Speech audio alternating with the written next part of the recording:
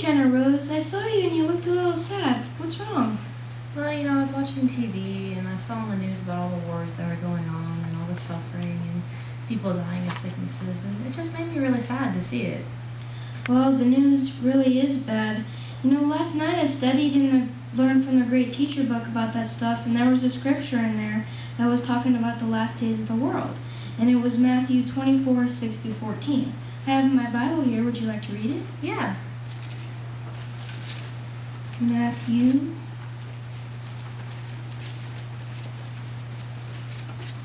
24:6-14. Okay. That says, "You're going to hear of wars and reports of wars. See that you are not terrified, for these things must take place, but the end is not yet. For nations will rise against nation, and kingdom against kingdom, and there will be food shortages and earthquakes in one place after another. All of these things are the beginning of the pangs of distress.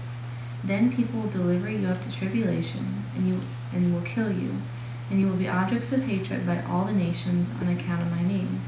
Then also many will be stumbled, and will betray one another, and will hate one another, and many false prophets will arise and mislead many. And because of the increasing of lawlessness, the love of the greater number will cool off. But he that has endured to the end is the one that will be saved. And this good news of the kingdom will be preached in all the inhabited earth for a witness to all the nations, and then the end will come." I don't think I ever remember reading this before, but it kept mentioning something about the end. What's that talking about?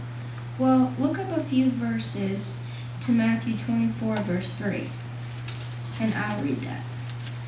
And it says, "While he was sitting upon the Mount of Olives, the disciples approached him privately, saying, 'Tell us, when will these things be, and what will be the sign of your presence and of the conclusion of the system of things?'" In our time period, it shows that Armageddon is near. Well, Stacey, wars have always been around. I'm not really sure that's what it's talking about. Well, let me show you another scripture in 2 Timothy 3:1-5. And it says, "But know this, that in the last days critical times hard to deal with will be here. For men will be lovers of themselves, lovers of money, self-assuming, haughty, blasphemers, disobedient to parents, unthankful, disloyal, having no natural affection, not open to any agreement, slanderers, without self-control, fierce, without love of goodness, betrayers, headstrong, puffed up with pride, lovers of pleasures rather than lovers of God, having a form of godly devotion, but proving false to its power, and from these turn away." So do you see all the things happening now?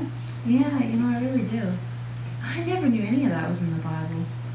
It makes me kind of wonder if anyone's going to survive. Well, let me show you just one more scripture. In John chapter 17, verse 3. And it says, "This means everlasting life, their taking in knowledge of you, the only true God, and of the one whom you sent forth, Jesus Christ."